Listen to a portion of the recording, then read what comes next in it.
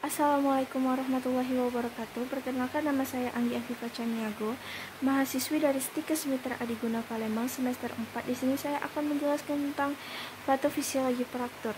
Baik, langsung saja ke intinya. Sewaktu tulang patah, pendarahan biasanya terjadi di tempat patah ke dalam jaringan lunak di sekitar tulang tersebut. Jaringan lunak juga biasanya mengalami kerusakan. Reaksi pendarahan biasanya timbul hebat setelah fraktur. Setelah itu, sel-sel darah putih dan sel emas berakumulasi menyebabkan peningkatan aliran darah ke tempat tersebut. Aktivitas osteoblast terangsang dan membentuk tulang baru umatur yang disebut kalus. Setelah itu, bekuan fibrin direabsorpsi dan sel-sel tulang baru mengalami remodeling untuk membentuk tulang sejati. Insufiensi pembuluh darah dan penekanan serabut saraf yang berkaitan dengan pembengkakan yang tidak ditangani dapat menurunkan asupan darah ke ekstremitas dan menyebabkan kerusakan pada saraf perifer. Setelah itu, bila pembengkakan tidak ditangani atau tidak terkontrol, akan mengakibatkan peningkatan tekanan jaringan,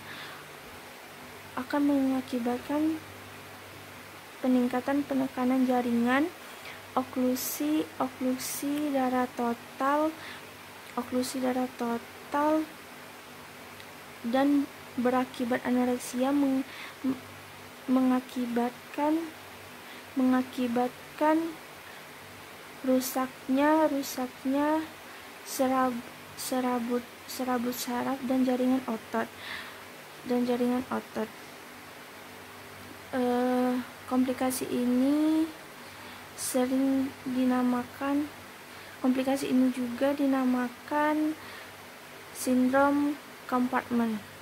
Trauma pada tulang dapat menyebabkan keterbatasan gerak dan ketidakseimbangan. Fraktur dapat berupa fraktur terbuka dan fraktur tertutup. Fraktur tertutup tidak disertai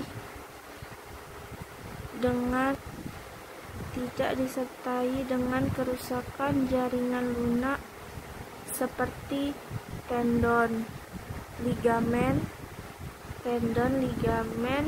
otot, dan pembuluh darah.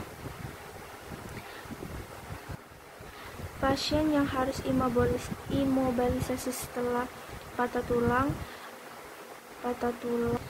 akan menderita komplikasi antara lain nyeri, iritasi kulit karena penekanan, terus hilangnya kekuatan otot. Setelah itu, kurangnya perawatan diri dapat terjadi bila sebagian tubuh diimobilisasi,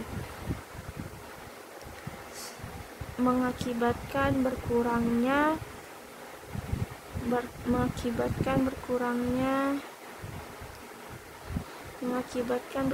kemampuan perawatan diri. Setelah reduksi terbuka dan fiksasi internal ORIF, fragmen tulang dipertahankan dengan pen sekrup,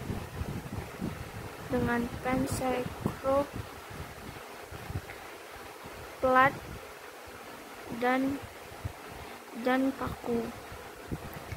Namun, pembedahan meningkatkan kemungkinan terjadinya infeksi. Pembedahan itu sendiri merupakan trauma pada jaringan lunak dan struktur yang seluruhnya tidak mengalami cedera, mungkin akan terpotong atau mengalami kerusakan selama tindakan operasi. Baiklah, sekian penjelasan dari saya. Jika saya ada salah kata, saya mohon maaf. Wassalamualaikum warahmatullahi wabarakatuh.